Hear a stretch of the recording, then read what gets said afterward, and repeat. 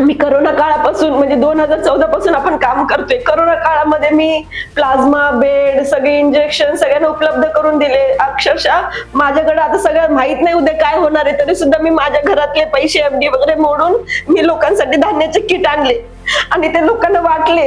2 का 3 लाटीमध्ये आपले जे होतं ते प्रत्येक ह्याच्यात मी काम केलेलं आहे. भरपूर किट वाटलेले आहेत. 200 200 300 300 किट वाटलेले आहेत मी लोकांना. चूक झाली का? ही माझी चूक झाली का देव? हो देव, माझं काय चुकलं? मी करोना काळामध्ये 20 रुपयाचा दवाखाना काढला ससाने नगर मध्ये, की जेणेकरून लोकांना काही उत्पन्नाचं साधन नाहीये, काय पैसे नाहीये त्यांच्याजवळ, म्हणून मी माझ्याकडून कमी ह्याच्यात काय होईल तसं काय आपल्याकडून लोकांना योगदान देता येईल, काही भरीव योगदान देता येईल ह्यासाठी मी 20 रुपये दवाखाना काढला.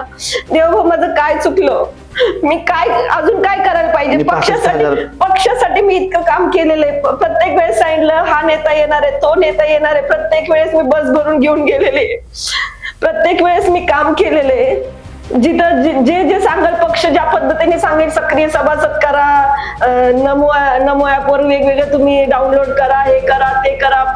मन की बात, अहो तुम्ही मन की बात सांगताय मोदीजी, तुम्ही माझं चुकलं का? की आम्ही प्रत्येक मन की बात आम्ही आमचं पक्ष कार्यालयात किंवा आपल्या आसपास एरियामध्ये मी राबवत असते. मला त्याचा पुरस्कार देखील भेटलेला आहे की 100 मन की बात आपण केलेत म्हणून.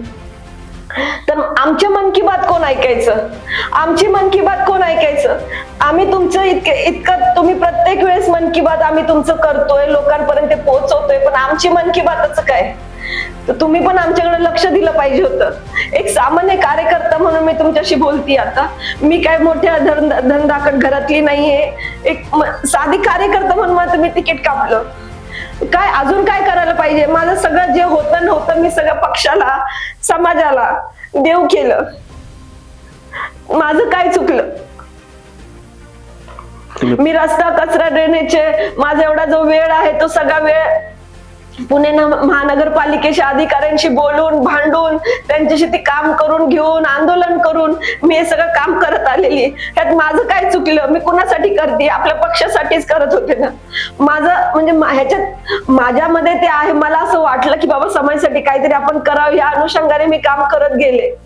जेव्हा मी तुम्हाला राखी बांधली होती, जेव्हा तुम्ही शिवाजीनगरला आला होता त्यावेळेस मी तुम्हाला राखी बांधली होती. आपल्या लाडक्या बहिणीला हेच तुम्ही तिकीट नाकारून गिफ्ट दिलं का?